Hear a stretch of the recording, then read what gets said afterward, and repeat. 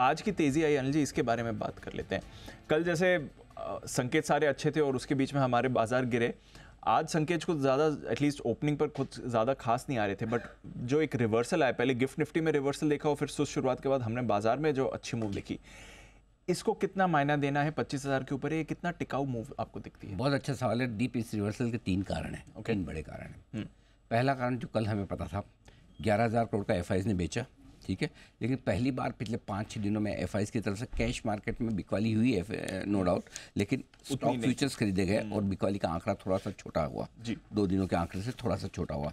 Net FIIs ने आपके 11,000 करोड़ के बेचे, लेकिन उसके सामने घरेलू फंड ने अब तक की एक दिन की सबसे बड़ी खरीदारी की है, 13,245 करोड़ के। तो ऐसा थोड़ी कि रिकॉर्ड खाली बेचने के ही बनते हैं, रिकॉर्ड खरीदने की बनते हैं। तो कल 5 दिनों के बाद कल के जो डेटा थे वो थोड़े से बेहतर आए, पॉइंट नंबर 1।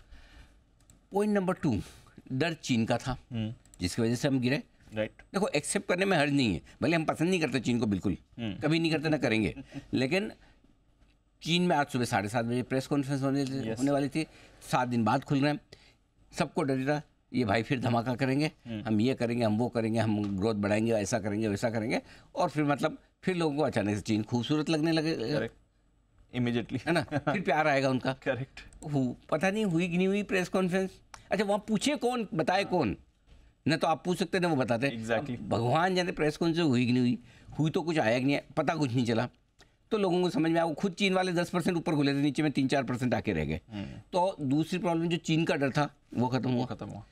तीसरा जो बड़ा बात है, जो माने ना माने, लेकिन एक बड़ी चीज़ जो हुई आज, विधानसभा चुनाव के नतीजा है। सबको पता था कि दोनों स्टेट में बीजेपी नहीं जीत पाएगी, सारे एग्जिट पोल भी यही कह रहे थे। हरियाणा में कमाल कर दिया भाई, आराम से सरकार बना रहे हैं, और वो भी तीसरी बार जो इतिहास बन रहा है।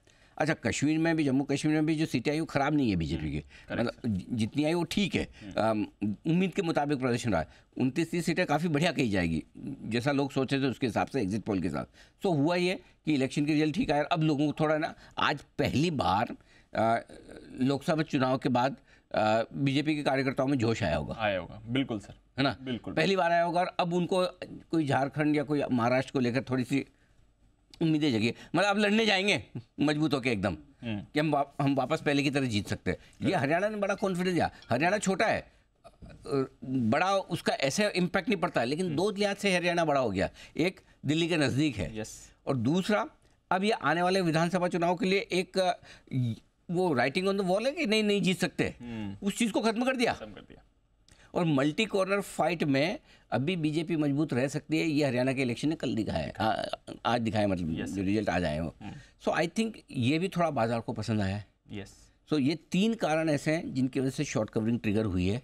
ओवरसोल्ड मार्केट तो थे ही, खैर सितंबर के महीने के लॉस के आसपास आप आ गए थे, रुकने के लिए भी परफेक्ट लेवल। कल भी हमारी बात हुई थी कि इन लेवल से रिकवरी भी बन सकती है। तो वो टेक्निकल रीजन अपनी जगह है, लेकिन जो खबरों वाले और इवेंट वाले रीजन जिनके दम पर हम बढ़ रहे हैं, घट रहे हैं, ये 3 कारण ऐसे थे जिनसे बाजार में आज रिकवरी लौटी है। तो ये पॉलिटिकल फैक्टर्स का भी एक रोल तो है आज। देखो, है तो है, उसमें क्या है, क्यों नहीं है? और पिछले 10 सालों में मार्केट भागा तो पॉलिटिकल रीजन से भागा ही है ना, उसमें क्या है, पसंद आए ना आए। अपनी पॉलिटिकल प्रेफरेंसेस किसी भी कोई भी हो सकती है, लेकिन मार्केट की भी तो अपनी पॉलिटिकल प्रेफरेंस होती है। मार्केट को क्या पसंद है, वो मार्केट को पसंद है। मार्केट को स्टेबिलिटी पसंद होती है, मार्केट को पॉलिसी की कंटिन्यूटी पसंद होती है। ये, और वो कोई भी सरकार हो, नॉट नेसेसरी यही हो, कोई भी सरकार हो, स्टेबिलिटी है, पॉलिटिकल स्टेबिलिटी है, पॉलिसी की कंसिस्टेंसी है, वो बाजार को हमेशा पसंद आता है। और इसी बाजार को नहीं, हर देश के सरकार को, हर देश के बाजार को पसंद आता है। करेक्ट सर, वो है। चलिए, एक सवाल जो सब जानना चाहते हैं जी, आज की मूव के बाद, सुबह हमने इस पर टच भी किया था, बट अब जो अच्छी मूव आ गई है, क्या बॉटम बन गया है? क्या बॉटम बन गया है? बहुत बढ़िया सवाल है।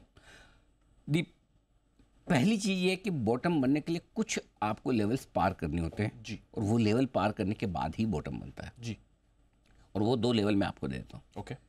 25,150 यहाँ से 125 पॉइंट ऊपर। ओके। अगर इसके ऊपर आप बंद हो जाएंगे तो आप ये मान लीजिएगा कि एक बार के लिए बॉटम बन गया। अब नया बॉटम बनाने में बहुत मेहनत लगेगी, बहुत ज़रूरत से ज़्यादा वापस इजराइल ईरान को लड़ना पड़ेगा तेल ठिकानों पे, न्यूक्लियर साइट्स पे, इस तरह की गंदी लड़ाई करें तो वो तोड़ेंगे, नहीं तो नहीं तोड़ेंगे। अच्छा, ये एफआईज बहुत तोड़ के बेचे। वो होता है ना एफआईज के सेल ऑर्डर, पता नहीं कैसे आते हैं। Correct. Sell till either quantity is zero और प्राइस इज जीरो। मतलब या तो भाव जीरो हो जाना चाहिए, बेच ही नहीं सकते, या क्वांटिटी जीरो हो जाए। वैसे सेल ऑर्डर भी आते किसी से, तो वो आ जाए तब तो क्या कहना, फिर तो घटने। सो तब तक आपके लिए एक बार ये दो लेवल 51,850 के ऊपर आप बंद हो गए और 25,150 के ऊपर बंद हो गए तो बॉटम बनने का संकेत आ जाएगा। ये शॉर्ट टर्म बॉटम आसानी से नहीं टूटेगा, इसके लिए बहुत मेहनत करनी पड़ेगी क्योंकि मूड ठीक हो जाएगा। अभी तक क्या 5-6 दिनों से किसी का लेने का मूड नहीं हो रहा था, आज भी हिम्मत कर रहे हैं लोग, आज भी ले नहीं रहे, हिम्मत ही कर रहे हैं, शॉर्ट कवरिंग ही कर रहे हैं, लेकिन ये लेवल के ऊपर बंद होने के बाद वो मूड बनना शुरू होगा। चलिए, तो ये एक बात है, इंपॉर्टेंट लेवल्स आपको मिल गए हैं निफ्टी बैंक निफ्टी दोनों के, जिसके ऊपर बॉटम बनेगा। अच्छा ये बताइए, जब भी बड़ी बड़ी गिरावट होती है उसके बाद एक बाउंस बैक आता है बाजार में, इसको कुछ लोग डेड कैट बाउंस भी कहते हैं, तो आज की जो मूव है उसको कैसे समझना है? क्या ये टिकाऊ है, खरीदने का मौका है, या फिर ऊपर बेचने का? आपकी भावनाएं पड़ गया कि टिकाऊ है कि नहीं है। तो दीप है ना, आमतौर पर एक तरफा गिरावट के बाद जब भी पहला उछाल आता है उसे तो बेचा ही जाता है। एग्जैक्टली।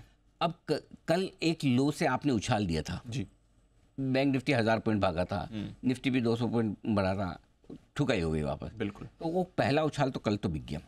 अब आज भी सुबह सुबह एक बार तो आप नीचे हुए, एक आध बार कोशिश की, नहीं है। सो अब इस उछाल में सबसे इंपॉर्टेंट पॉइंट जो आप पार कर लिया, चूंकि मैंने लिखा पहले 25,025, इसके ऊपर निकलते ही है ना आपके लिए पहली रुकावट जो निफ्टी की जहाँ पे आपको रुकना चाहिए वो 25,025 था उसको, और 51,500 बैंक निफ्टी है। तो अब इसको आप पार करेंगे तो आप ये मान लीजिए कि भाई तेजी थोड़ी सी टिकाऊ है, इसके ऊपर ही रिकवरी का भरोसा आएगा। सो निफ्टी पहले भाग चुका है, सॉरी बैंक निफ्टी पहले भाग चुका है, निफ्टी अब उसको पार कर रहा है। अगला टारगेट जो बनेगा निफ्टी का वो बनेगा 25,125, 25,250, ये 125 पॉइंट की रेंज नेक्स्ट टारगेट है, ठीक है। और बैंक निफ्टी का अगला टारगेट जो होगा वो 51,675 से 51,850 का होगा, ठीक है। तो रिकवरी टिकाऊ का जवाब आपको वहाँ जाकर मिलेगा, यहाँ तक तो पहुँचना ही पहुँचना है। अगर ये दोनों रेंज में निफ्टी और बैंक निफ्टी नहीं पहुँचा, देखो निफ्टी 25,125, 25,250 पे नहीं पहुँचा और बैंक निफ्टी 51,675, 850 पे नहीं पहुँचा, तो मान लीजिएगा रिकवरी टिकाऊ नहीं है, टिकाऊ नहीं है। हाँ, यहाँ तक भाई अगर आप पहले लेवल पे ही ढंग से नहीं पहुँच पाए जहाँ से आपका ट्रेंड रिवर्सल होना है तो फिर क्या टिकाऊ है। दूसरी बात जो आज नहीं होगी और होनी भी चाहिए, मैं चाहता भी नहीं हूँ, लेकिन मुझे तो लिखना पड़ेगा, बताना, अगर गलती से लाल निशान में अगर आज बंद हो गए, गलती से होंगे नहीं, गलती से, तो समझो गई भैंस पानी में। फिर तो उल्टा हो गया, गई भैंस पानी में, आप समझो। फिर तो मतलब आप समझो कि वो पहला 24,400 फिर 24,000, वो 2 के लिए तैयारी करनी पड़ेगी, बस ये इतना। तो ये आपकी टिकाऊ तेजी का मामला है। ठीक है, गॉट इट। तो ये उस हिसाब से कि मौका खरीदने का या बेचने का, उस हिसाब से इसको मौका खरीदने बेचने का सिंपल सी चीज़ है। जिनको पिछले 6 दिनों में डर लगा है, डर सबको लगता है, गला सबका सूखता है, ठीक है ना। तो जिनको पिछले 6 दिनों में डर लगा वो हल्की करें पोजीशन। राइट। देखो अगर आपका कॉन्फिडेंस भाव देख के ऊपर हो जाता है, भाव ऊपर कॉन्फिडेंस ऊपर, भाव नीचे कॉन्फिडेंस नीचे, तो फिर आपको भाव ऊपर होने पर जब नीचे आया कॉन्फिडेंस हिला था तो ऊपर आए तो फिर हल्के हो जाओ, है ना, क्योंकि ये तो ऊपर नीचे वापस होगा, एक तरफा तेजी होगी नहीं, ध्यान रखना।